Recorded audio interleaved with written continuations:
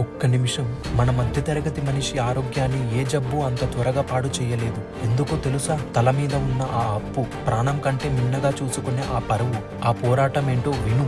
చేసిన అప్పు ఎలాగైనా తీర్చాలనే ఆ తపన ఉంది చూసారా? అది మనల్ని నిద్రపోనివ్వదు. ఆఫీస్లో అవమానం జరిగినా, ఒంట్లో నలతగా ఉన్నా ఏ రోజు సెలవు పెట్టరు. ఎందుకంటే నెల తిరిగేసరికి కట్టాల్సిన వడ్డీ, గడప దగ్గరకు వచ్చే అప్పులవారు, వీళ్ళకంటే ఏ రోగము మనకు పెద్దది కాదు. జ్వరం వచ్చినా, ఒళ్ళు హూనమైనా ఆ పరువు పోతుందనే భయం మనల్ని మంచం మీద నుంచి లేపి మరి పనిలోకి తోస్తుంది. ఒక్కసారి అనిపిస్తుంది కదా, ఇక చాలు, నా వల్ల కావట్లేదు అని. కానీ ఆ తీర్చని బాకీలు రేపు పిల్లల మీద పడతాయేమో అనే భయం మనల్ని చావనివ్వదు. చావాలన్నా కూడా బాకీ తీర్చే చావాలి అనే కసి మధ్యతరగతి మనిషికి తప్ప ఇంకెవ్వరికి ఉంటది. ఒక్క మాట, మీ కష్టం వృధా పోదు. మీ నిజాయితీ, మీ పరువు కోసం మీరు పడే ఈ పోరాటం మిమ్మల్ని ఎప్పటికైనా గెలిపిస్తుంది. గెలవాలని నిర్ణయించుకున్న ప్రతి పోరాట యోధుడు కింద కమెంట్ చేయండి, నేను గెలిచి చూపిస్తా అని.